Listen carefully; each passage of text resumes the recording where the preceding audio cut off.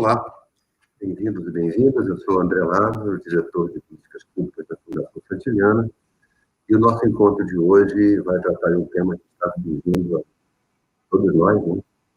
Familiares, educadores, jovens, as crianças, que é as possibilidades do retorno à convivência escolar. Como nós sabemos, né, a partir da segunda semana de março, no Brasil, praticamente todas as estados e municípios suspenderam as atividades escolares presenciais, estratégia de moto, com muito esforço dos professores, muita dedicação, muita inovação, criatividade, improviso e também exaustão, porque tudo isso custa as pessoas, né? E agora o debate é quais são as condições para voltar. A gente tem a honra hoje de contar com uma pessoa que tem um muito particular, especial, para falar sobre isso, que é o Dr. Hermano Castro, que é diretor da Escola Nacional de Saúde Pública, Sérgio Aroca, da Fundação Oswaldo Cruz. Olá, doutor Hermano, como vai? Olá, tudo bem? Olha, eu queria lhe agradecer muito, é uma honra para nós ter a sua presença aqui. Nós temos lido os documentos que a Fiocruz tem produzido, o senhor mesmo apresentou recentemente um texto muito importante sobre diretrizes e as condições de retorno. Então, é sobre isso que a gente quer tratar e estaremos acompanhados do professor Miguel Thompson, que é diretor acadêmico da Fundação Santiliana. Bom dia, Miguel, como vai? Bom dia, pessoal. Um orgulho estar aqui com o doutor Hermano, com a Tereza, uma educadora de mão cheia, e com um maravilhoso André. Tereza Pérez, por favor, você que estreou a nossa live hoje, volta, e nós agradecemos muito a sua volta. Você tem acompanhado o tema tanto da educação ao longo da pandemia, quanto das preocupações com o retorno. Primeira coisa mais importante, você está bem? Eu estou bem, dentro dos limites, eu sou ótima. Bom, prazer estar com vocês, sempre é boa essa companhia, e estar com o doutor Hermano também vai ser ótimo nesse debate aí, nessa conversa. Eu queria fazer a primeira pergunta, assim, que é mais ou menos similar para o Hermano e para a Tereza. Doutor Hermano, assim, acho que nunca a Escola Nacional de Saúde Pública, com quase 60 anos de existência, passou por um momento tão grave, ao mesmo tempo que ela se torna tão relevante, tão importante para todos nós. Como é que o senhor tem avaliado o desempenho da escola? A gente conversou há pouco, você já comentou algumas coisas que me pareceram muito relevantes da gente conhecer. Então, e o senhor está trabalhando na escola nesse momento, né? Então, conte um pouco como o senhor está avaliando esse papel da escola e se ela tem sido ouvida, né? Que não adianta produzir informação se as pessoas não consideram, né? Então, por favor. Bom, mais uma vez agradecer, André, enfim, a Fundação pelo convite, cumprimentar o Miguel Thompson, a professora Tereza Pérez, é um prazer estar com vocês aqui, e com todos que estão nos ouvindo. Isso é importante, a gente precisa de muita reflexão, precisamos conhecer todo esse processo, não é uma situação simples, um vírus que apareceu há pouco mais de 8 meses no planeta, enfim, não conhecemos nada dele. E a Fiocruz, num primeiro momento, logo em janeiro, quando se identificou o coronavírus, 10 dias depois, o genoma já estava aqui no nosso laboratório da Fiocruz. A Fiocruz é uma instituição centenária, né? Vamos fazer 120 anos. A Escola Nacional de Saúde Pública faz 65, nós já estamos no grupo de risco também, mas temos mas o vírus, quando chega aqui, rapidamente a gente consegue desenvolver os kits diagnósticos. Fizemos formação não só para todos os LACENs, todos os estados e municípios, como também fizemos para a América Latina, aqui exatamente no auditório, isso no início de março, no auditório da Escola Nacional de Saúde Pública Sérgio Aroca. Então, assim, e logo, imediatamente, a Fiocruz montou um observatório. Aqui nós temos, a Fiocruz são várias unidades, a Escola Nacional de Saúde Pública é uma das unidades, nós temos unidade de produção de fármacos, temos de vacina com o Biomanguinhos, que é o que está envolvido agora na produção de vacina, na cooperação com Oxford e AstraZeneca. Temos o Instituto Oswaldo Cruz, temos outra escola, que é a Escola Politécnica, que forma para o ensino médio. Então, a Fiocruz é um campo de pesquisa e formação e assistência também, porque temos também assistência como Instituto Nacional de Infectologia, com leitos, inclusive, de Covid, vocês devem ter acompanhado isso na imprensa. Então, isso é um complexo de formação, de informação, de inovação, de ciência, no campo da saúde pública, fundamental para o país, né? A Fiocruz, eu diria assim, ela é única, um pouco diferente das universidades, que tem um outro conjunto de áreas. Aqui ela foca na saúde pública. E a Escola Nacional de Saúde Pública é uma escola de formação. Desde o primeiro momento, tivemos vinculados à pandemia, né, dando as orientações. Nós temos um corpo enorme, nós aqui somos 14 departamentos, o Departamento de Gestão e Planejamento, o Departamento de Epidemiologia, de grandes endemias, de saúde do trabalhador, saúde ambiental. Então, todos os nossos pesquisadores, desde o início, se envolveram na questão da pandemia e tentando passar as orientações. Aí, desde o início, a principal orientação que a Fiocruz já dava e ajudava o Ministério da Saúde lá com o primeiro-ministro, que foi o Mandetta, no momento da pandemia, era de que, até o momento, não havia nenhum tipo de tratamento farmacológico, não tinha nenhum tratamento específico para o vírus, e ainda sem vacina. A única alternativa seria o tratamento não farmacológico. Isso significava, então, a gente apontar na direção do distanciamento social. E assim foi o caminho que o Ministério, no início, conduziu, a Fiocruz apontando os estudos internacionais e os estudos nacionais, inclusive, da necessidade desse distanciamento, de manter só atividades essenciais. E aí, logo nos primeiros 15 dias, as escolas cerraram as suas atividades, né? E aí começamos, então, praticamente, quando as escolas encerram as atividades, é o momento em que praticamente a cidade para, porque a escola, ela movimenta a cidade, né? Somente a gente lembra, toda vez que a gente está de férias, o trânsito melhora na cidade. Porque as escolas estão paradas, tá? Férias escolares significa uma calmaria. E é assim mesmo, mobiliza. Essa é uma das preocupações atuais. Na hora que se reabre as escolas, você gera uma nova mobilização. Só na cidade do Rio de Janeiro, quase 1 milhão de pessoas voltam a circular nas cidades, com transportes precários, com uma série de questões que são facilitadoras da transmissão do vírus atualmente. Então, a escola assumiu um papel, junto com a Fiocruz, e vem assumindo, importante, junto com outras universidades, exatamente na contramão de falas de autoridades, inclusive, no negacionismo científico, de negando as informações científicas, coisa que outros países fizeram.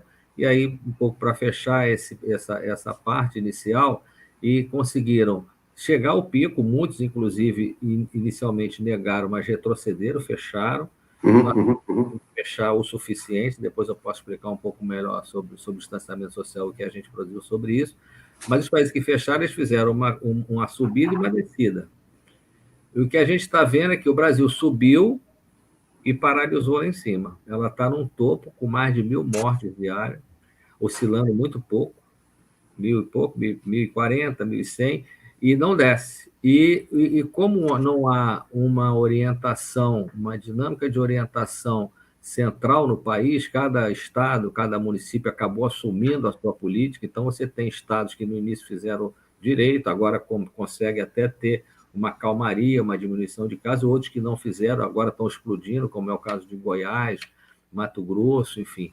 E aí você tem uma diferença enorme no país, que é continental, com políticas diferentes. Eu acho que isso foi muito ruim, e o custo disso são mortes e casos, né? Enfim. Mortes é o que a gente mais sente, é aquela solidariedade do sentimento da tristeza, né, com todos que tiveram que faleceram. Mas os casos, o mais de 2 milhões de casos, quando a gente fala os recuperados, são aqueles que não morreram, muitos desses recuperados mantêm cronicidade de determinadas doenças. Isso a gente não está botando na conta ainda, e vai para a conta do Sistema Único de Saúde. Então, esse é mais ou menos o papel da Fiocruz e a Escola Nacional de Saúde Pública inserida nesse momento da pandemia no processo de produção de conhecimento e formação. Muito obrigado, doutor Hermano, e acho que posso aqui falar em nome de quem nos acompanha, né, um orgulho que o país tenha a Fiocruz e que ela possa cumprir esse papel. Mas essa idade neste momento, deste governo, é, de fato, um grupo de risco, né? As instituições são um grupo de risco, né? As universidades são um grupo de risco, as federais, por conta desse negacionismo todo. Mas vamos falar agora com uma educadora que não aceita negacionismos. Tereza, eu também queria fazer essa pergunta: como está andando o SEDAC nesse momento? O que você tem conversado com seus parceiros? Você tem assessora municípios em todo o país, tem uma visão bastante ampla. Como tem sido o trabalho? O que você tem identificado nesse diálogo com as prefeituras e estados? Abre seu microfone, por favor, Tereza. Primeiro, eu queria referendar o que você disse a respeito da Fiocruz, porque eu acho que é a instituição que nos dá segurança agora em relação ao posicionamento, né? Então, o que a Fiocruz falou, o que a Fiocruz está nos orientando, né? Então, isso eu acho que é um conforto mesmo para toda a população. Acho que isso é muito sério. Acho que do mesmo jeito que existe o SUS, que também eu acho que pode ter lá as suas questões, mas se não existisse o SUS, eu acho que a gente estaria num caos ainda maior, né? Em relação a essas políticas regionalizadas, né, cada estado foi definindo o que deveria fazer, e os próprios municípios, eu acho que tem um lado ruim, lógico, porque a gente não teve uma orientação, né, do Ministério da Saúde, em conjunto com o Ministério da Educação, que eu acho que deveriam estar trabalhando juntos aí para a definição, para uma orientação mais macro, né? Ao mesmo tempo, eu acho que tem políticas que tratam todo mundo como se fosse igual, sem olhar a perspectiva da equidade, né? Então, quem está precisando mais, para quem eu dou mais, ajustar, talvez as escolas do campo não precisassem ter saído tão imediatamente para um isolamento, para um distanciamento social. Enfim, eu acho que essa customização, vamos dizer assim, né, das ações, a gente tem visto acontecer isso, e eu acho que elas precisam acontecer com intencionalidade também, né? Eu acho que assim, os estados e os municípios também precisam estar de olho. Quer dizer, eu tenho um protocolo que todo mundo precisa seguir. Agora, como cada escola está agindo, o que cada um vai fazer, tem que analisar aquele contexto particular, né? Então, o que a gente tem visto, de um modo geral, a gente precisou organizar todos os programas de formação, que eram formações desses profissionais, eram feitas presencialmente, passaram a ser feitas virtualmente, né? Que foi um exercício grande, e como o Miguel já tinha comentado anteriormente, dá muito trabalho você fazer isso, você precisa de outro background para fazer essa interação virtual, mas o que a gente tem visto é um grande empenho das pessoas criando, das pessoas inovando e buscando tentar garantir os direitos. Primeiro teve o direito básico, que foi da alimentação, e depois como que vai alimentando com as questões escolares, né? O que a gente vê mesmo é um movimento muito positivo, um movimento solidário, um envolvimento grande com as famílias. Eu acho que hoje se valoriza muito essa relação com a família. A escola passou a ter uma relação de interdependência com as famílias. Quem já vinha com uma abordagem mais de educação integral, que já tinha essa conexão com a comunidade, com a família, conseguiu fazer essa gestão da crise de uma maneira muito positiva até. Quem não tinha, teve que se virar e viu, acho que assim, teve a percepção da relevância desse trabalho, né? Fora, acho que assim, também o contato com a brutal desigualdade social que existe no país. Então, desse movimento durante a pandemia, esse que a gente está vivendo, eu acho que a gente tem que colher as coisas boas que foram percebidas, que houve uma tomada de consciência, para que a gente não perca isso, né? Eu acho que tem que aproveitar o que a gente conseguiu transformar internamente, do ponto de vista de valores, de concepção de escola, de interação entre alunos. Enfim, acho que é um momento de muita reflexão e ação, né, porque exigiu mesmo novas condutas, novos encaminhamentos, né? De um modo geral, acho que é isso. Não, e é legal você destacar que, a despeito de tudo isso, né, da dor que temos, né, há um esforço de aprender, né? A gente aprende sempre, né? Com dor ou sem dor, mas aprende sempre, né? Doutor Hermano, assim, a gente está muito satisfeito também que a Fiocruz tem publicado muitas orientações, né? O documento recente sobre...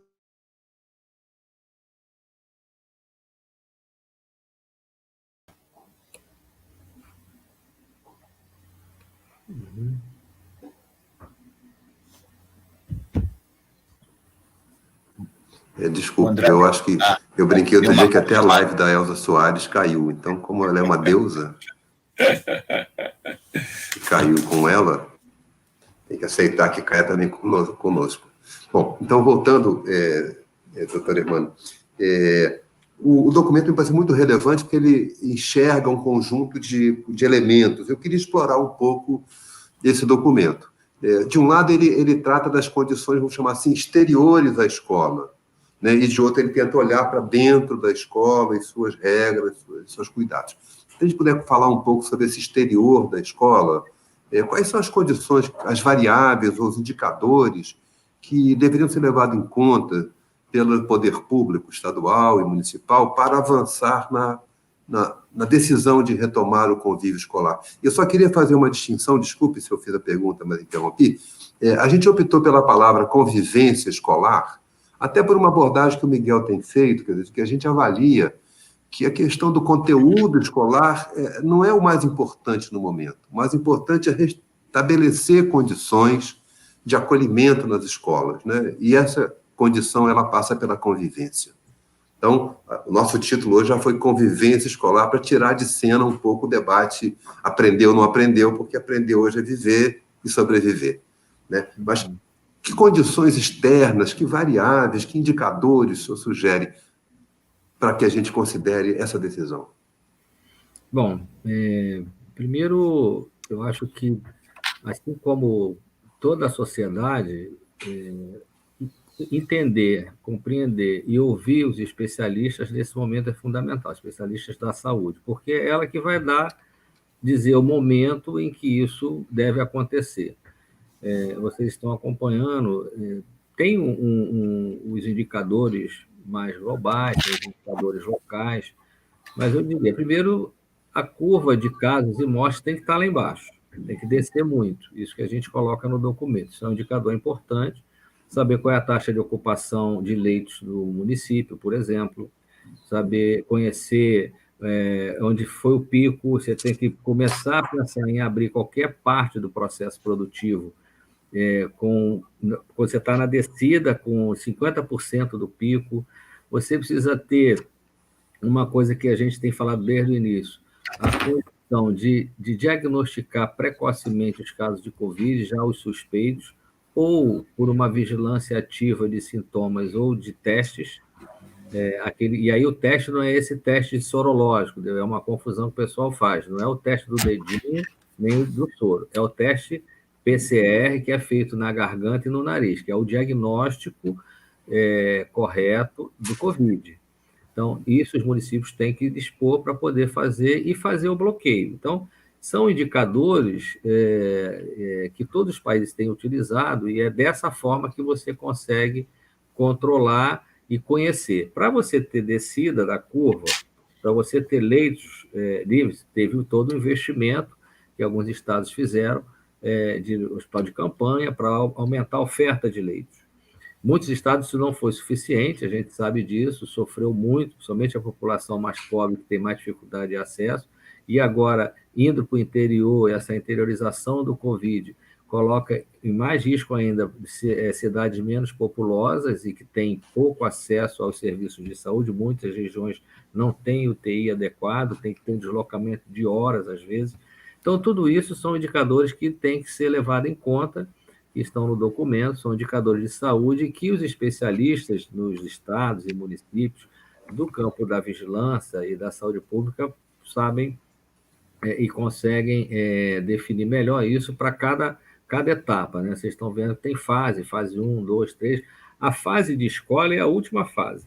Ela é sempre a última, porque antes está abrindo determinados processos produtivos, determinadas atividades, e isso começa a iniciar um processo de retomada, né, da economia.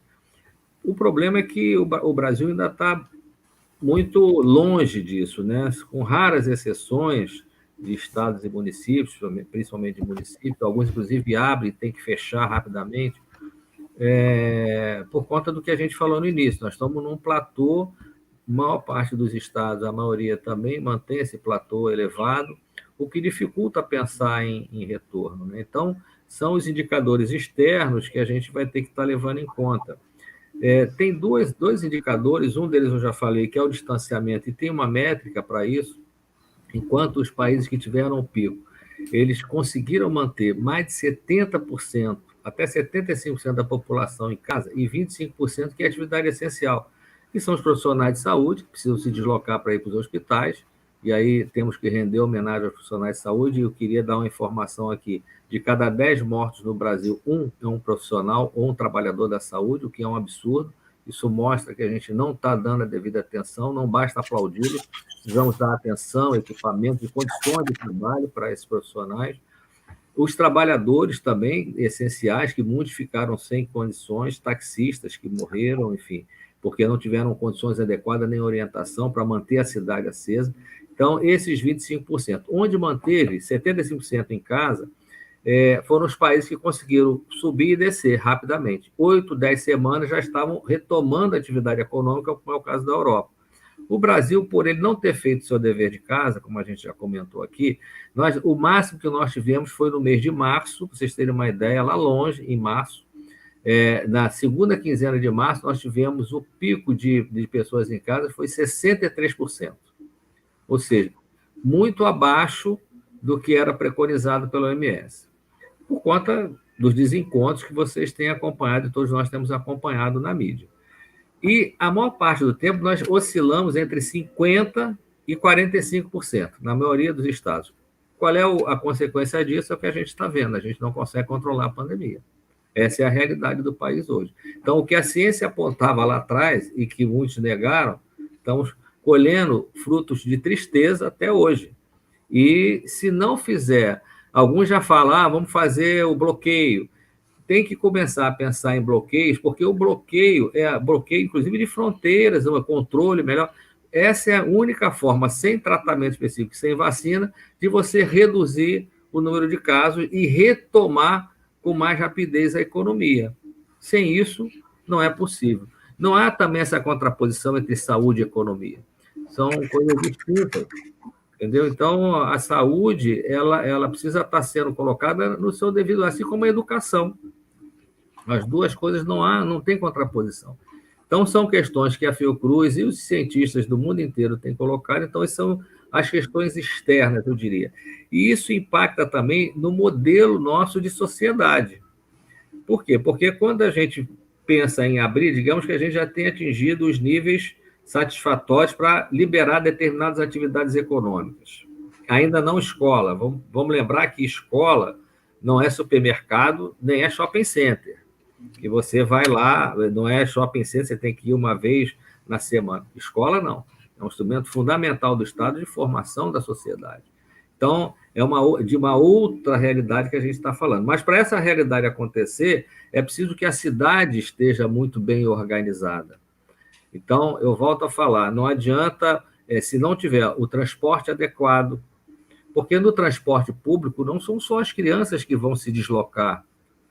Mesmo que você tenha transporte van, que organize, em vez de ter 10 crianças, vão ter 5, mas os professores se deslocam no transporte coletivo, o trabalhador da educação se transporta no transporte, as merendeiras fazem o transporte coletivo. Então, elas, se a cidade não estiver muito bem arrumada, em todos os seus aspectos do controle da pandemia, do distanciamento social, nós estamos pondo em risco toda uma comunidade escolar, incluindo as crianças. Então, isso tudo são fatores que a gente precisa levar em conta. Quando tudo isso estiver organizado, aí é o momento de começar a abrir. E para abrir, é claro, esse momento, nós vamos ter e eu coloco isso no documento, tem um momento de preparação, tem um momento de entender o que é aquela comunidade. Existem diretrizes, obviamente, do município, do estado, mas não existe uma regra básica para aquela escola. Aquela escola tem que reunir com seus professores, com os pais de alunos, às vezes com os estudantes, por vídeo, da forma que for, tentar organizar a sua reintrodução para o ano letivo, para a atividade escolar, de forma em que todos compreendam o que está acontecendo.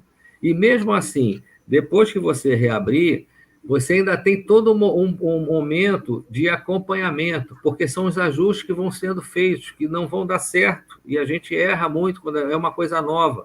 Se o bebedouro ficou ali, não pode ter bebedouro, então tem que ser aquele de pé, tem que levar a garrafa. Então, o documento, inclusive, do Politécnico está muito bom por isso, de biossegurança. Mas será que aquilo que está ali, a gente consegue garantir essas condições dentro das escolas?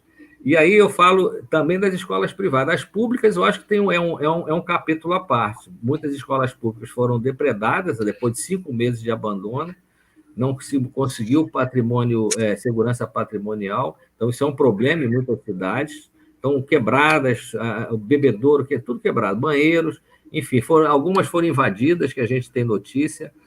Então, tudo isso agora, na retomada, tem que ter um grande investimento para a educação. E mesmo o setor privado é uma outra realidade que vão ter que viver.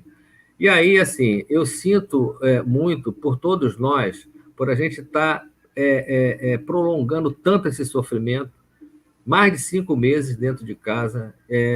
Acho que nenhum país do mundo viveu tanto tempo no isolamento como nós estamos vivendo, mas isso é fruto de uma péssima condução política no campo da saúde, no campo social.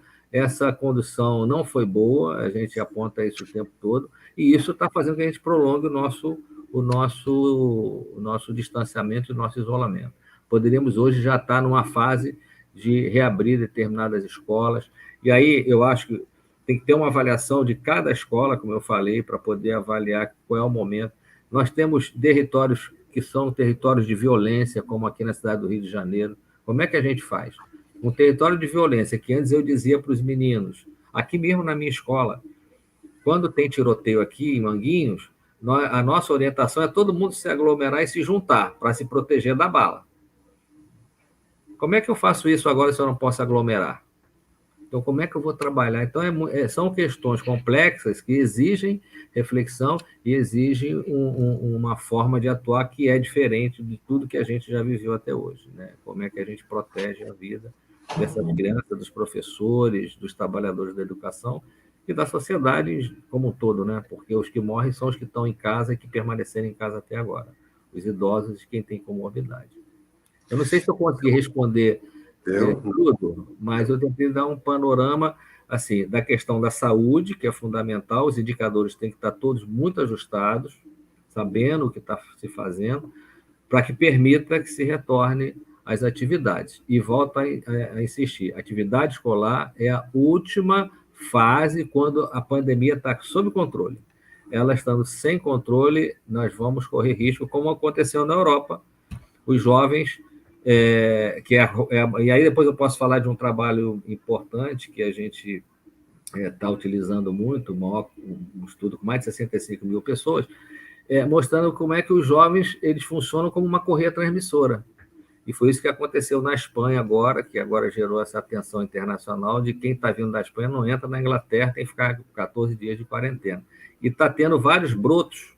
Brotos são por surtos, né? São surtos em algumas cidades na Europa, porque liberar jovem não é uma coisa simples, não é trivial. Aquilo que aconteceu no Leblon não pode acontecer, né? Todo mundo lembra.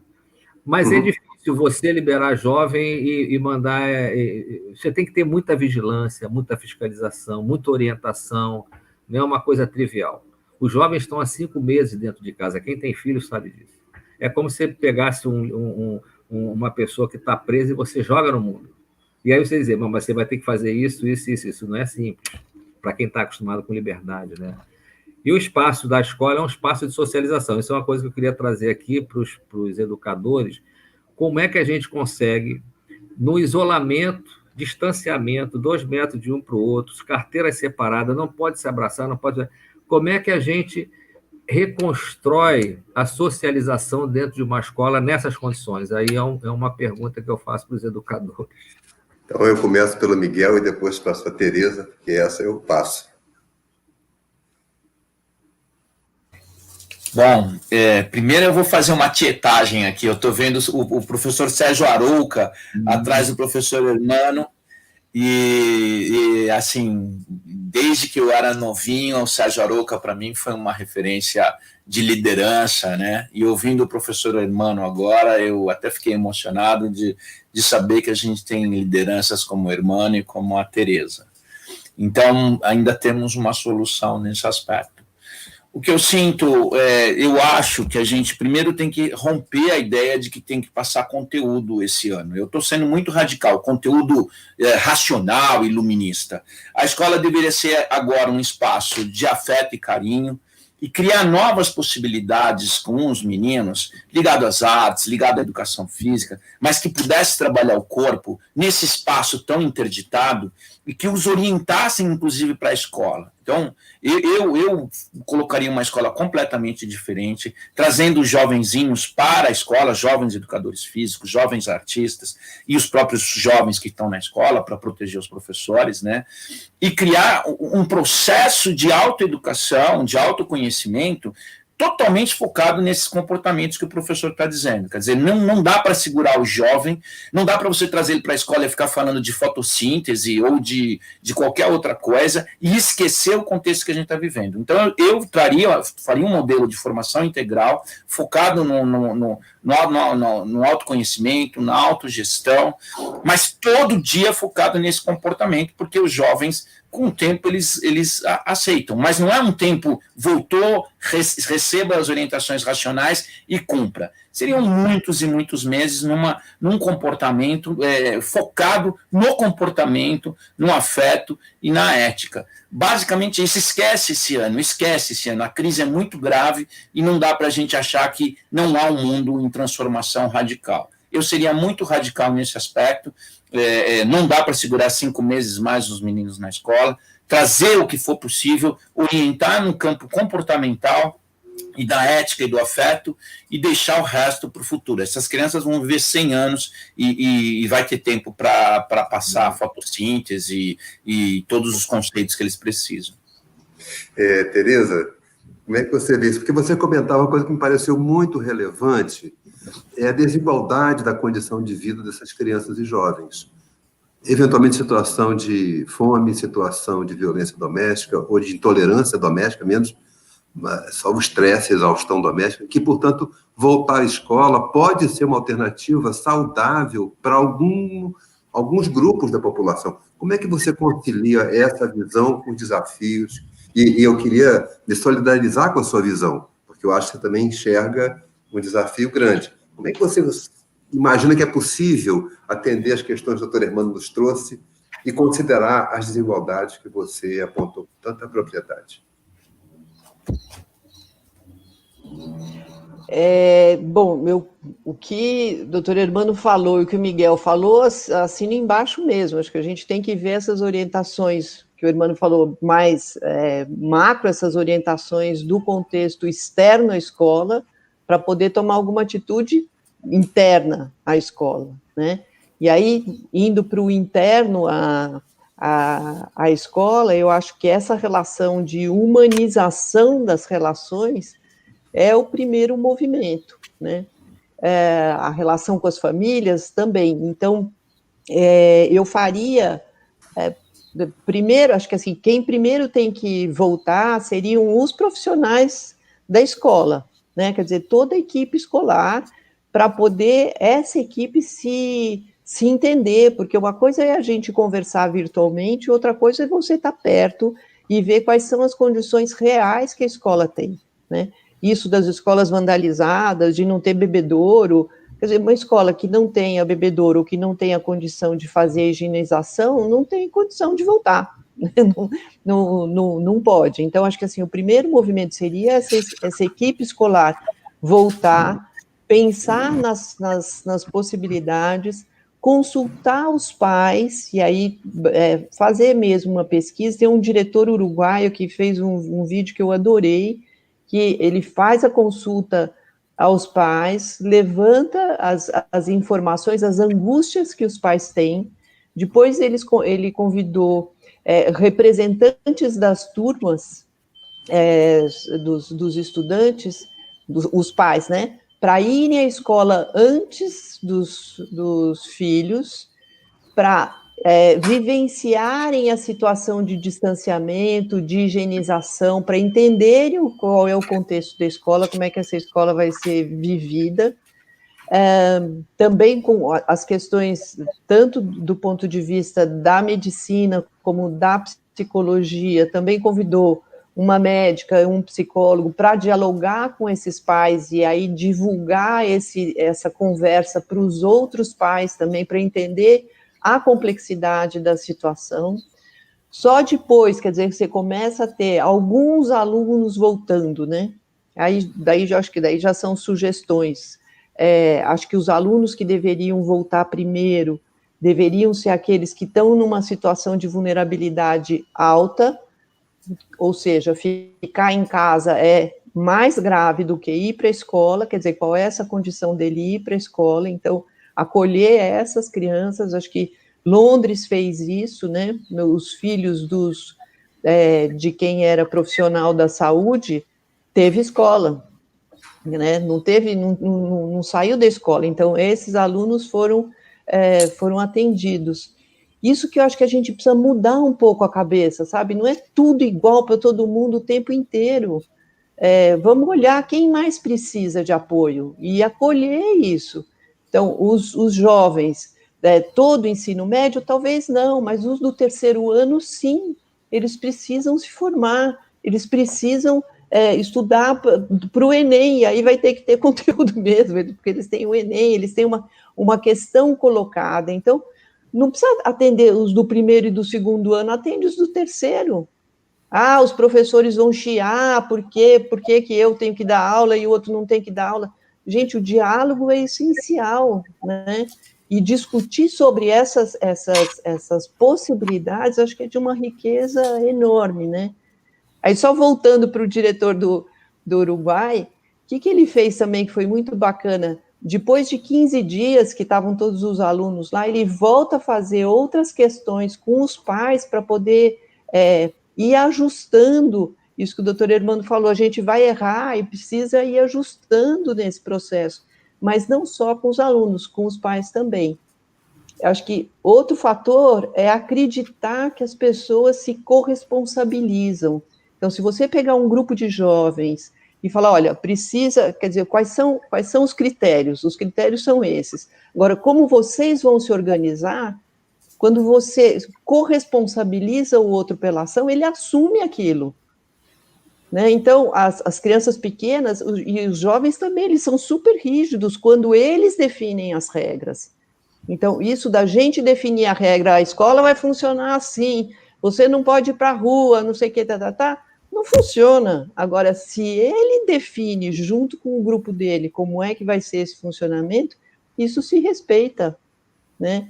Então, acho que a gente tem que mudar também a mentalidade de ficar determinando, quer dizer, o poder público ou as escolas, mesmo as escolas particulares, enfim, a gestão definir todo o protocolo de funcionamento. Não vai funcionar, nem para os pequenininhos, nem para os grandes. Acreditar, a gente fala tanto em valorizar o professor é acreditar que ele pensa, e que ele é responsável, e que ele faz, e que ele é criativo, e que ele vai dar conta do serviço, né?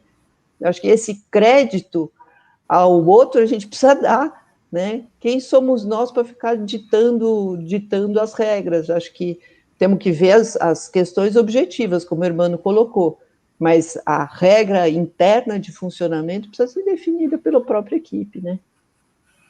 Olha só, tem muitas perguntas chegando aqui. O Cledir Rocha Pereira, que escreveu no Espelho, levanta um debate importante. Eu vou chamar a Bia, então, que nos acompanha. Então, a Beatriz Maia nos acompanha, lendo as redes sociais. Então, ela sempre traz aí boas questões, sintetiza algumas. Bia, bom dia a você, bem-vinda. É só comentar, o Ridelk, ou Cledir, fez uma questão e a Larissa fez a outra séria. Traz para a gente essas questões, por favor, e outras que você acha relevantes. André, queria agradecer muito assim, ao pessoal que está nos acompanhando nos comentários. É muito curioso, eu adoro que as pessoas deixam o nome da cidade e do estado e da escola, né, que eles estão representando, e aí a gente consegue ter uma dimensão, né, do tamanho do país que a gente tem. Logo no começo, a Joelma Farias falou, aqui no norte está assim, Belém não teremos aula no módulo presencial, mas em outras localidades sim. Muita gente vindo contar como que está no seu estado, como que está na sua cidade, né? São desafios muito, muito particulares, o que não é novidade nenhuma no Brasil, né? A gente não começou agora a viver num país tão grande e tão desigual, né? Quem trabalha com políticas públicas, né, como os nossos convidados, ou trabalha com uma gama muito grande de escolas, enfrenta esses desafios desde sempre. Eu vou voltar um pouquinho no assunto, que foi os comentários da Laísa e do Ridelk, ou Cledir, que estão aqui nos comentários, que é essa questão de se trabalhar o conteúdo. A Laísa diz que se ela não pode trabalhar o conteúdo, então que é melhor ficar em casa, né? Porque para que voltar para brincar com o aluno, e ela disse que não é saudável voltar às aulas agora, né? Ela expressa uma preocupação muito grande das pessoas, né? Um medo e uma busca por uma certeza, assim, alguém, por favor, vira e fala, tá seguro, pode voltar, e né, não parece que é o que vai acontecer tão cedo. E o Ridelk fala que os professores estão preocupados com o socioemocional, mas que existe uma cobrança muito grande, né, da mantenedora e das famílias para que se continue conteudista, né, com esse foco majoritário no conteúdo das escolas. Então, ele pergunta como mudar a mentalidade, principalmente da família, pois se a família mudar, a mantenedora muda, afinal, são os eleitores. Então, eu vou pedir para vocês falarem um pouco mais, assim, desse aparente dilema, se é um dilema ou não, entre conteúdo e acolhimento. Essa é a minha sugestão. Então, eu vou começar com o professor Hermano, porque ele é diretor de uma escola, né? Hermano, como é? E até pedir que o Bia, por favor, você pode colocar o link do Manual de Biossegurança, que eu acho que é um documento muito importante para que as pessoas que estão nos acompanhando tenham acesso a ele e leiam com atenção, um documento muito cuidadoso, tal como o documento do doutor Hermano. Hermano, na sua escola, agora não mais como médico, mas como diretor de escola, como está a vida da Escola Nacional de Saúde Pública Sérgio Arouca? Olha, só lembrando que a escola, a ENSP é uma escola de pós-graduação, nós não temos graduação, diferente do Politécnico, que é esse do documento que é a escola de nível médio. Aqui, nós vamos manter trabalho remoto. Não há como retornar às aulas esse ano mais. Não tem. Isso já é uma decisão do nosso Conselho Deliberativo, em comum acordo com os professores e estudantes.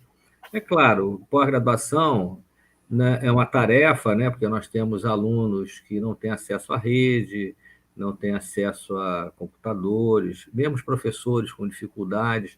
Eu sempre fui um grande defensor do ensino à distância, de educação à distância, já há mais de 10 anos. A ENSP tem talvez a maior plataforma de educação à distância na área da saúde pública, formamos milhares de profissionais de saúde do Brasil inteiro, para o interior, e eu sempre achei a educação à distância uma ferramenta importante, pedagógica, para poder levar a formação para os lugares onde as pessoas não conseguem sair, ninguém vai se deslocar para o eixo Rio-São Paulo, e muitas vezes o acesso facilitado acaba sendo esse. É claro que tem regramento, só que no momento de pandemia, isso ficou de forma muito exagerada e muitas vezes sem o devido controle, o que gerou estresse, gerou tensão, tanto de estudantes quanto de professores e dos trabalhadores que ficam no suporte dessas aulas remotas. Então, isso tudo foram desafios que a gente foi vencendo, é claro, com traumas, né? A gente vai ter que cuidar. Eu, por exemplo, aqui na escola tivemos um relato no meio da aula, o aluno, o estudante em casa e a mãe passando mal por Covid. E ele não sabia se ele ficava prestando atenção na aula ou se ele ia atender a mãe que estava chamando porque precisava. Então, isso na hora que você está ao vivo ali fazendo aula, isso tudo aparece. Quem dá aula, as casas, eles não ficam isolados dentro das casas. A casa é uma casa que tem 5, 6 pessoas. Então, são dificuldades que vão aparecendo que não é simples, não são questões simples. Então, aqui na ENSP, a Politécnico também vão manter. Nós estamos tentando buscar, inclusive, recursos de apoiadores da Fiocruz para que a gente possa garantir o acesso desses estudantes que têm dificuldades, né, com tablet, com 4G, enfim, para poder dar suporte material para esses meninos. Mas também vamos, quando tiver que retornar às atividades, provavelmente no ano que vem, e mantendo o ensino remoto, nós vamos disponibilizar salas para 2, 3 pessoas com computador para que ele venha até aqui, assista a aula e vá embora. Então, são coisas que a gente vai tendo que ajustar. Mas eu entendi aí da pergunta, tem um problema do conteúdo. Eu acho que uma pós-graduação não tem muito sentido eu trazê-los para fazer algum tipo de integração social. Eles precisam do conteúdo, porque muitos são profissionais que precisam da pós-graduação até para a carreira, enfim, para poder dar sustentabilidade e crescimento na carreira e conhecimento. Mas na formação do menino do ensino fundamental, ensino médio, é diferente. Eu acho que esse ano letivo está perdido. Eu tenho amigos com filhos adolescentes que choram porque não conseguem acompanhar, não estavam habituados à aula à distância, não sabiam nem como é que funcionava, porque uma coisa é você ter afeição ao computador para as coisas lúdicas, para o game, isso é simples para o jovem, mas é diferente, e a forma como ele aprende a informação não é do mesmo jeito como a gente quer passar quando dá aula no computador, são coisas diferentes. Eles têm uma outra forma, e nós não aprendemos isso, nós somos velhos, vamos entender que nós somos velhos. Essa geração tem melhores condições de nos ensinar como passar um conhecimento através do computador, porque é passado, e às vezes até de forma errada, como essas fake news passam. Mas existe todo um modelo, toda uma pedagogia que a gente está aprendendo a fazer. Se eu vi aulas de professores, só faltava dar cambalhota para ter a atenção do aluno ali no computador, porque não é fácil. Então, tem tempo. Você não pode botar um menino que fique 1 hora de frente ao computador achando que ele vai aprender 1 hora. Não consegue. É muito difícil. Ele é capaz de ficar 1 hora num jogo, mas é outra integração, é outra forma dele interagir com a máquina. Então, são questões que nós vamos aprender. Nós aprendemos muita coisa na pandemia, porque fomos forçados a isso, mas vamos ter que saber reinterpretar essas questões mais à frente. E eu acho que essa pergunta ainda está sem resposta, né? Podemos colocar a questão da socialização nessa conjuntura tão difícil com o distanciamento? Como fazer isso, né? De que maneira fazer? Eu acho que tem uma outra coisa que, para a classe média brasileira, tem algum sentido, tem menos sentido, na verdade, mas para as populações das comunidades, os alunos de escolas públicas estão realmente sem alimentação. Então, é preciso ter cartão alimentar. Eu sou contra que as merendeiras voltem, porque vão ser vão circular com vírus, porque as merendeiras das cidades geralmente moram nas periferias, então vão ter que se deslocar, vão manusear alimento, crianças vão ter que ir para a escola comer. Então, isso é um hub de contaminação que a gente vai estar vivendo na cidade. Não pode. Então, nesse momento, tem que ter cartão alimentar ou cesta básica para entregar. Os alunos têm endereço. Eu acho que tem, a professora Tereza falou, você tem alunos que são alunos com necessidades, são alunos que precisam de acompanhamento assistencial, alunos que têm algum tipo de necessidade de suporte pedagógico, enfim, tem isso tudo. Agora, e a gente conhece, os professores conhecem, sabem quem são esses alunos e precisam dar uma atenção. Então, podia já ter alguma política para dar uma atenção diferenciada a essas famílias que estão em situações de maior fragilidade, ou então com crianças que precisam de um suporte maior, e começar a trabalhar isso, porque 5 meses já estamos no limite, e aí nós vamos começar a ter problemas de adoecimentos sérios. E mesmo assim, é preciso ter uma política psicossocial, ambiental, enfim, tudo isso tem que estar colocado num protocolo de retorno, discussão com os professores, que não dá para a gente passar por cima disso. Então, são preocupações que a gente tem, que a escola tem aqui na ENSP, que a Fiocruz tem, a escola de ensino médio aqui também tem todo um protocolo. Esse material de biossegurança que está muito bem elaborado saiu da Escola Politécnica, com professores e especialistas em biossegurança da Fiocruz e do Politécnico. Eu acho que é um documento orientador. E eu queria adiantar aqui para vocês que hoje tem um grupo do qual eu faço parte, junto com o Politécnico, na Fiocruz, organizado pela Vice-Presidência de Atenção à Saúde e pela Vice-Presidência de Educação da Fiocruz. Provavelmente em 10 ou 15 dias no máximo, a gente está liberando um novo documento, mas aí ele é um documento Brasil, né, para uma orientação bem mais geral, mas também com alguns detalhes da especificidade necessária para poder ter o retorno à escola e com os ingredientes desse retorno. E aí a ideia é que a gente está pegando desde a creche até a pós-graduação, porque também nós temos, as pessoas talvez não saibam, na Fiocruz nós temos uma creche, e a creche também está elaborando um documento de como retornar, já que nós temos dificuldades, porque tem dentro da Fiocruz trabalhadores essenciais que têm filhos. Então, daqui a pouco começa a ter que também a creche receber esses trabalhadores que vão precisar deixar os filhos na creche. Então, é um documento mais abrangente que provavelmente em 10, 15 dias já deve estar pronto, e a gente vai estar divulgando esse documento como documento orientador para retorno às aulas. Poxa, muito obrigado, Hermano. Eu só queria lembrar, para quem nos acompanha, que o documento que o doutor Hermano cita, que foi elaborado pela Escola Estadual de Saúde Pública Sérgio Arouca, e que nós colocamos aqui o link, ele tem um exame específico sobre o município do Rio de Janeiro, né, que é muito rico em informação, muito detalhado, e como tema da educação, o retorno às aulas no Rio de Janeiro, em São Paulo, estão muito polêmicos, né, com uma decisão, a meu ver, um pouco esdrúxula, que é deixar que as famílias decidam. Mas como assim? É o pior do mundo. É o pior dos mundos, né? Então, eu sinto que é mais uma diluição da responsabilidade do que um compartilhamento, como a Tereza falou, né? Você compartilhar responsabilidade com quem tem informação para decidir uma coisa, você jogar para o alto e pedir que alguém faça qualquer coisa é bem estranho, né? Então, eu vou chamar aqui de novo, nós estamos quase no fim, queria...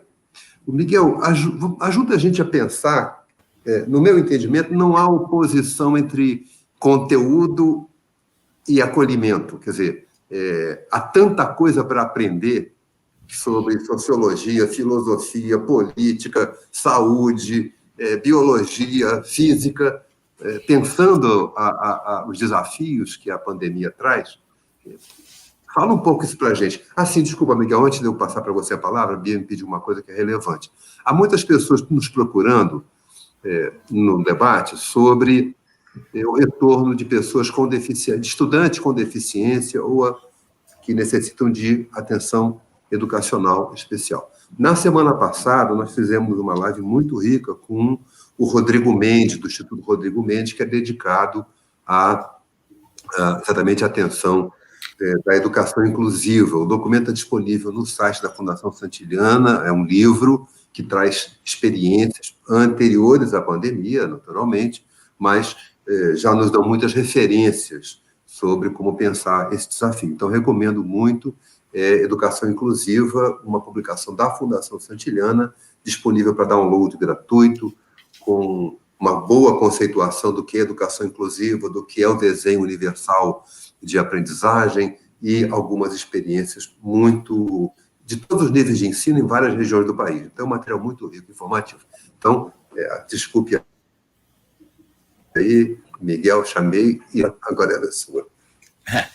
Bom, primeiro eu acho que a gente tem que definir o que é conteúdo, né? Eu acho que a BNCC traz os 10 conteúdos gerais, traz 3 que eu acho que são fundamentais aqui: autoconhecimento e autocuidado, empatia e cooperação, responsabilidade e cidadania. São 3 conteúdos fundamentais que podem ser trabalhados, orientado pelas políticas públicas, né? Então, eu estava vendo a Laísa e o Redelk, muitas vezes não tem como segurar uma família 8 meses, 6 meses, 7 meses com as crianças em casa. A questão da segurança alimentar, violência, né, a violência dentro da casa, pais que precisam trabalhar, as meninas mais velhas que estão tomando conta das crianças.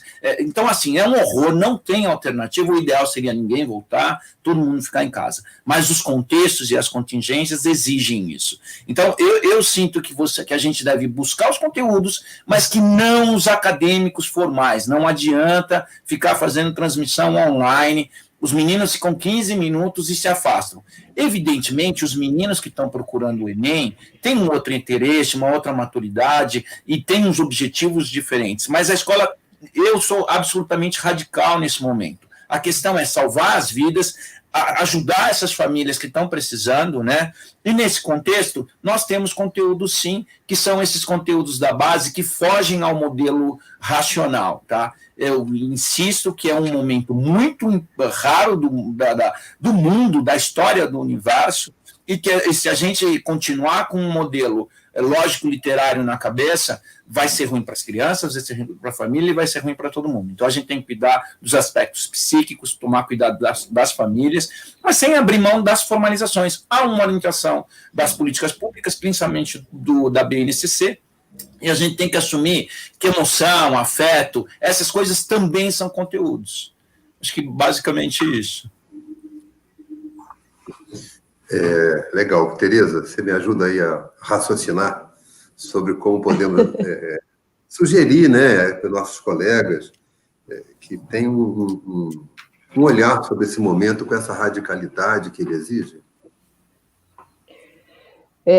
Bom, primeiro eu queria comentar isso que o Miguel disse dos conteúdos. Gostei de você chamar as competências de conteúdo, Miguel, porque é isso mesmo, né? Quer dizer, as competências da base são os conteúdos que a gente tem que trabalhar, e que conteúdo agora é um palavrão, né? Não pode mais falar dele, que pega mal. Bom,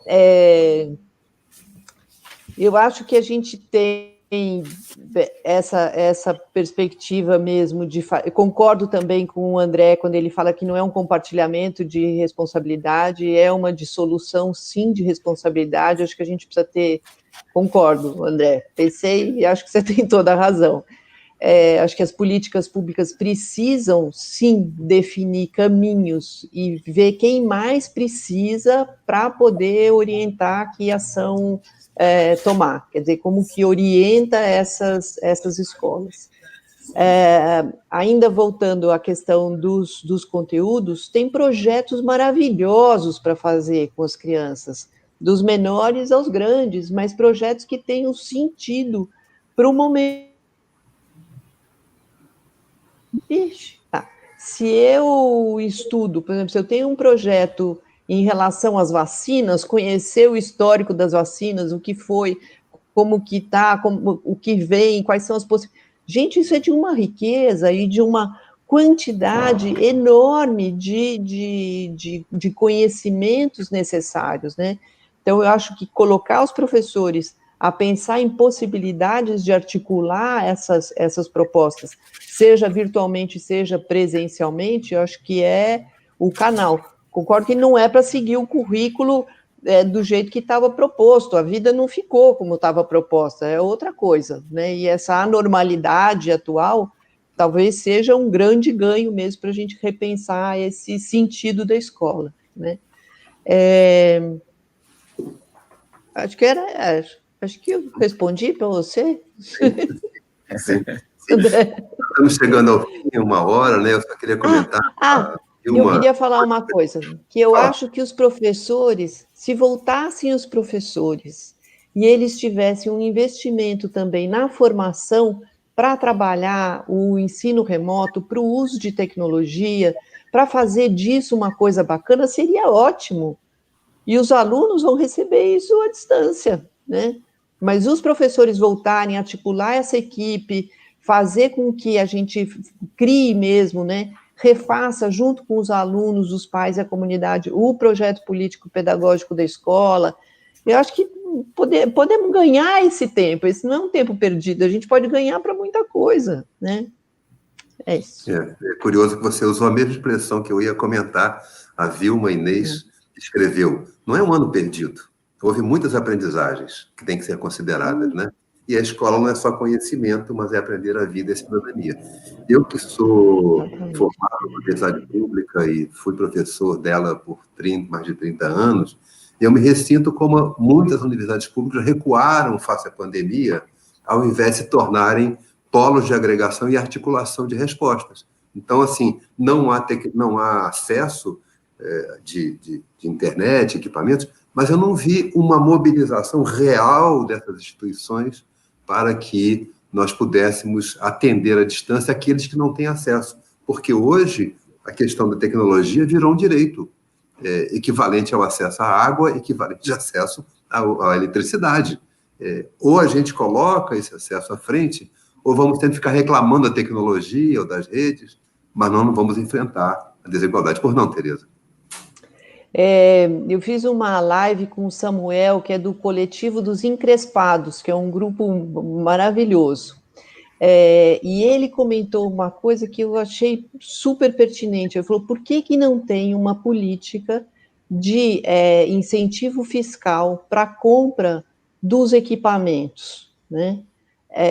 Como já teve para geladeira, como já teve para carro, por que não tem isso para que os estudantes e os professores possam comprar os equipamentos a um custo bem mais baixo?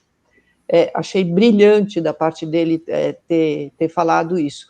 Outra, a internet tem que fazer parte da cesta básica, né? É item de cesta básica. Né? Tornou-se... Pois não, irmão, pois não.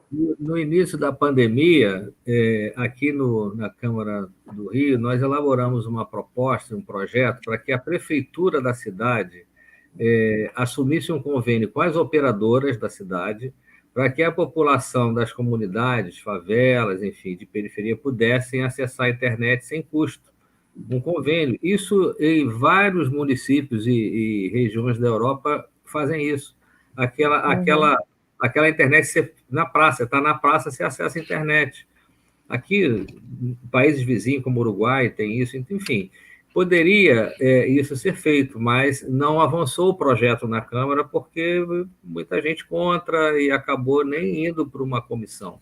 Mas esse é o caminho, você agora dá acesso a essa população a partir de convênios das prefeituras, com as operadoras, enfim, isso tudo é possível ser feito. Em compensação, aqui no Rio avançou a lei do puxadinho, né? Que vai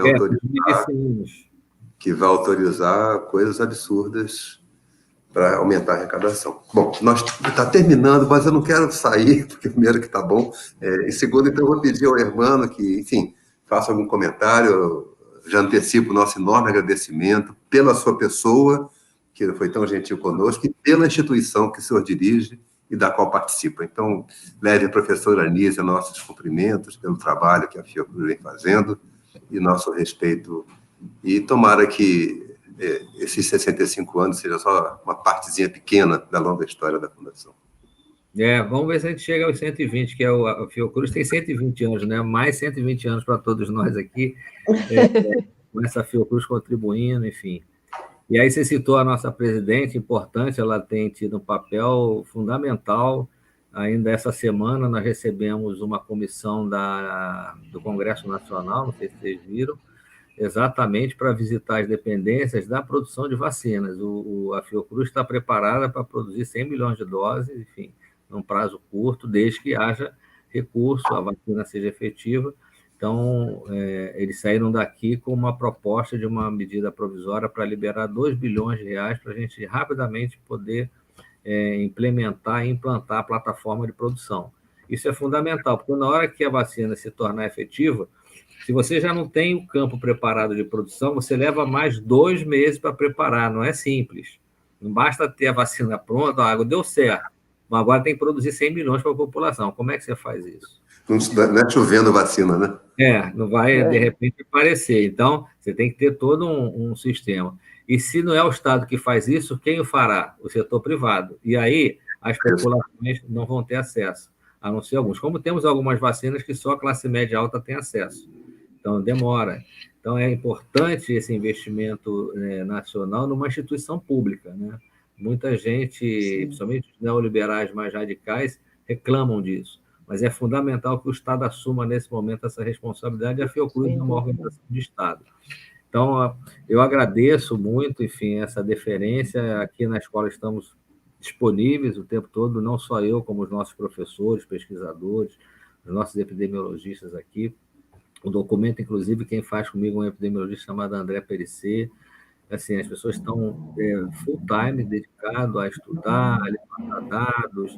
Não é simples para a gente fazer essas projeções, enfim, não é um trabalho, mas é a nossa função, é a nossa missão aqui. Nós temos a missão de ensinar, e a gente sabe que não existe, você não passa conhecimento sem gerar também conhecimento. Isso é uma roda que você precisa estar sempre alimentando. E eu acho que as instituições como as universidades têm esse papel, né, de gerar conhecimento e passar o conhecimento, enfim. E na verdade, o conhecimento ele brota, né, nessas comunidades e populações, né? Ela não é passada simplesmente, ela é incorporada no processo de vida das pessoas. Pelo menos eu aprendi isso com Paulo Freire, que é o nosso mestre maior. Por isso, um camponês é capaz de aprender tanto quanto um menino que estuda nas melhores escolas das cidades. Enfim, não há diferença. Então, é fundamental a gente trazer Paulo Freire para a nossa cartilha de ensinamentos, né? Sem ele, a gente não conseguiria avançar aqui num país tão imenso e com tanta desigualdade como a gente tem. Mas eu acho que a gente vai continuar nesse desafio, tem muita coisa para aprender. Um amigo falou que vai escrever um livro, como transformar seu professor no youtuber, porque é uma nova profissão, e é preciso entender isso também. Ele está escrevendo, é um professor nosso aqui, como transformar seu professor no youtuber, porque youtuber, como o Felipe Neto e tantos outros, ganham a juventude rapidamente, tem 3 milhões de seguidores, e passam uma mensagem, enfim. E é esse o aprendizado. E aí você tocou bem no assunto, quer dizer, a gente precisa agora, e já desde antes, né, aproveitar essa pandemia para renovar, reciclar e reaprender, não tem jeito. Nós vamos viver um mundo diferente. E aí eu tenho visto alguns especialistas dizer que mesmo com a vacina, a gente vai precisar tomar muitas precauções ainda dentro do processo até a gente ter muita certeza de tudo. Então, não é uma coisa simples. Então, modelos pedagógicos que eram muito, assim, de forma muito singular, a gente dominava, nós vamos ter que reinventar esses modelos pedagógicos, principalmente na educação à distância, que não é mais a mesma coisa. Então, tudo isso são desafios que a gente vai ter, tanto para a saúde pública, porque é fundamental a gente avançar na saúde pública, em conhecimentos epidemiológicos, entender esse processo, um vírus que a gente não sabe se ele gera anticorpos de forma plena, se não gera, se a vacina vai durar 6 meses, se vai durar 1 mês, se vai durar 1 ano, não sabemos. Então, tem muitas interrogações que no campo da formação precisa avançar. E na área da educação, que é o nosso desafio aqui na escola, como reinventar. E aí aproveitar ela como um alavancador, né? Aquela catapulta, né? que você impulsiona. E a humanidade, ela tem essa característica, ela dá saltos enormes nas crises, né? Então, as crises, às vezes, é o fundante desse alavancamento na sociedade. Então, pode ser que dessa pandemia surja algo novo que a gente vai poder segurar e que essa juventude, você falou que eles têm 100 anos pela frente, espero que tenha nessa trajetória, essa juventude, que a gente também já está deixando esse plano aqui, dessa juventude possa dar sequência a novas formas de convivência, de pedagogia, de tudo que a gente vê. E que seja sempre no sentido de enfrentar desigualdades sociais, né? Que aqui no Brasil ainda são imensas. Pessoal, alguém falou do Uruguai, só para lembrar, o Uruguai tem 3 milhões de pessoas, tem 150 mortes no Uruguai inteiro. Tem menos gente, mas tem uma política de assuntos completamente diferente. Aqui na cidade do Rio nós temos 6 milhões, eu pensava, mas o Uruguai tem 3 milhões, mas na cidade do Rio de Janeiro nós temos 6 milhões, temos o dobro, e temos 10 vezes mais mortes. Então tem uma diferença, né? Tem uma diferença muito grande, que está vinculada à nossa desigualdade. É isso, estão aqui à disposição. E a falta de comando que coloque a vida em primeiro lugar, né? Um comando que não colocou a vida em primeiro lugar em nenhum nível de gestão pública. A defesa da vida, ela tem que estar na frente, né? Isso é fundamental. Bom, vou pedir a Tereza. Tereza, nós encontramos os dois, como diria assim, dois guias, né? Sérgio Arouca na saúde, Paulo Freire na educação. E só para fechar, quer dizer, você comentou há pouco que algumas questões te parecem que ficam, né? Uma relação melhor com a família, uma preocupação com a individualidade. Então, fecha para a gente aí o que você acha que a gente está aprendendo e não pode esquecer.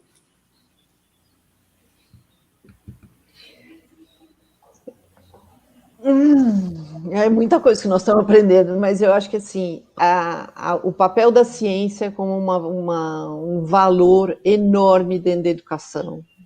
Isso está evidente, isso precisa ser repensado dentro das escolas, a maneira como lida com essa perspectiva. Não é aula de ciências, mas esse ser cientista, né? Esse ser pensante, esse ser que reflete, que destrói, constrói, revê. Então, da importância disso para o bem comum, né? Então, acho que assim, a ciência como fazendo parte mesmo desse bem comum. Eu destacaria, acho que assim, a valorização enorme dos profissionais de saúde, todo o respeito que a gente deve a todos eles e aos profissionais da educação. E eu acho que a gente precisa trabalhar junto mesmo, né? Acho que saúde e educação precisa estar muito bem articulado, e a questão da economia, como o Hermano levantou lá no começo, né? E eu acho que eu espero mesmo que a gente construa vínculos de solidariedade mais estreitos com todo esse processo de respeito.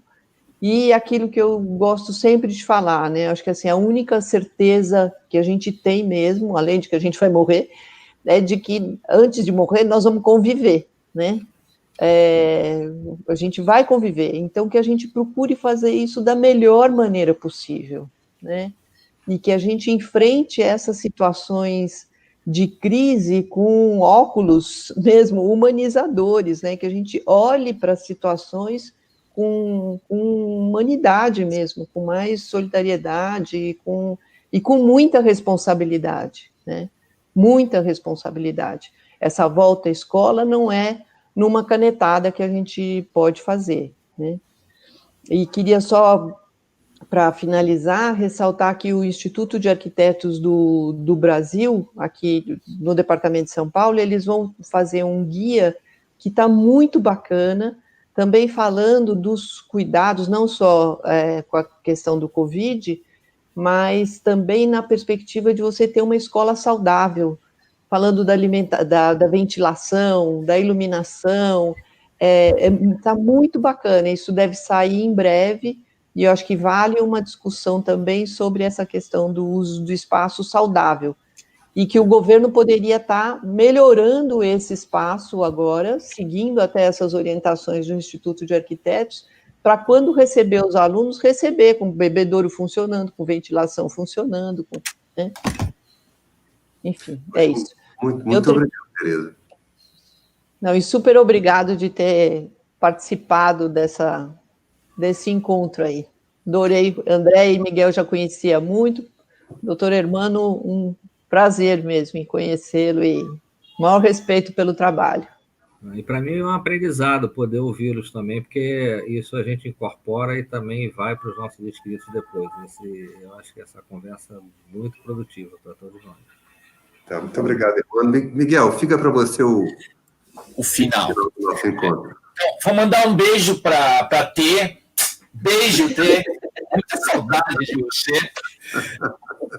Quero dizer que o Paulo Freire, eu até acho que ele é muito parecido com o Sérgio Arouca, né? Eles são meio sócios, assim, né? Eu acho que eles são irmãos iluminados lá no céu. E o sonho é que a gente consiga sair politicamente, desse lamaçal que a gente se meteu, né? E que a gente consiga tratar bem nossos alunos, seja online, seja presencial, e que a gente tome conta de todo mundo que está envolvido com a educação, professores, funcionários, enfim. Lembrando, André, que na semana que vem a gente tem um bate-papo muito legal com o Guilherme Meles, que foi quem criou o site Quebrando o Tabu, né, o Facebook Quebrando o Tabu, que faz um baita sucesso com questões polêmicas e educacionais, e com a Lígia Barbosa, que criou, junto com a Tabata do Amaral, o Mapa Educação. Então, são dois jovens que a gente está trazendo para discutir um pouco a ação social, uma educação não formal nesse mundão aí. Vai ser uma prosa bem boa, viu, André? Valeu. Então, muito obrigado, doutor Hermano, obrigado, Tereza, obrigado quem nos acompanhou, que nos ajude a tomar decisões sérias e responsáveis e bem informadas. Viva a ciência, viva a Fundação Evaldo Cruz. Só queria dar um abraço para todos os sotaques que estão aí nos ouvindo. Valeu, Tereza. Tchau.